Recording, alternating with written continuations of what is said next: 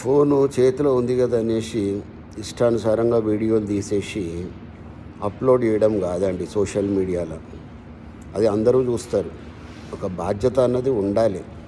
నేను ఒక వీడియో పెట్టడం ద్వారా ఎన్ని ఇబ్బందులు వస్తాయి, ఎన్ని కష్టాలు వస్తాయి, ఎన్ని నష్టాలు వస్తాయి అన్న ఇంగిత జ్ఞానం అన్నది మనిషికి ఉండాలి, చదువుకున్న వాళ్ళకు ముఖ్యంగా.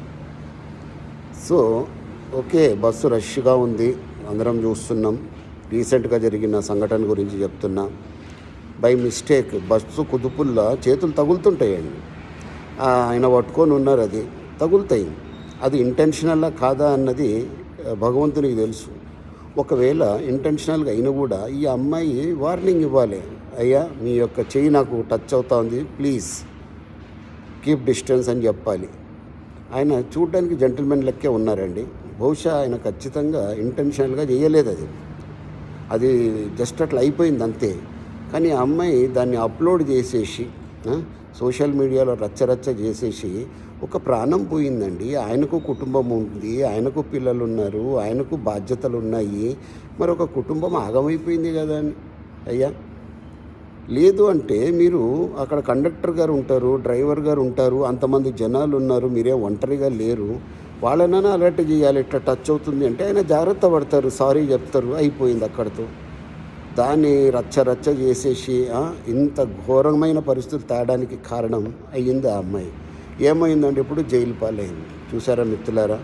కాబట్టి నేను అంటే దీన్ని ఎవరిని సమర్థించడం కాదు, ఇక్కడ లాజికల్గా మనము ఇది మైండ్ పెట్టి ఆలోచిద్దాం. ఓకే, చేతిలో ఉంది కదా అని ఫోను ఇష్టం వచ్చినట్టు రికార్డులు చేసేసి చాలామంది ఇర్రెస్పాన్సిబుల్గా బిహేవ్ చేస్తూ ఉన్నారు. నో, దయచేసి ఇది గుర్తుపెట్టుకోండి.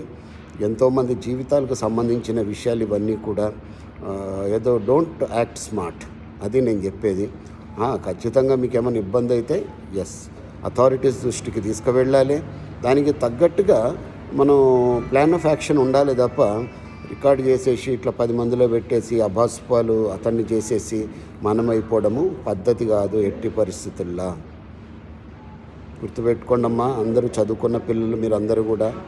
సో చదువు మనకి ఏం నేర్పిస్తుంది? జ్ఞానం నేర్పించాలి. అయ్యా, మేము బాంబేలో చదువుకున్న వాళ్ళమేనండి అయ్యా. ఎలక్ట్రిక్ ట్రైన్లో తిరిగిన వాళ్ళమే, లోకల్ ట్రైన్స్లో, లోకల్ బస్సులో తిరిగిన వాళ్ళమే. మరి తప్పదు, అది పరిస్థితుల్లో రష్ ఉన్నప్పుడు ఇట్లాంటివి జరుగుతుంటాయి. దీన్ని దయచేసి బిర్యానీ చేయకండి, ప్రశాంతంగా ఉండండి. Wish you a pleasant life.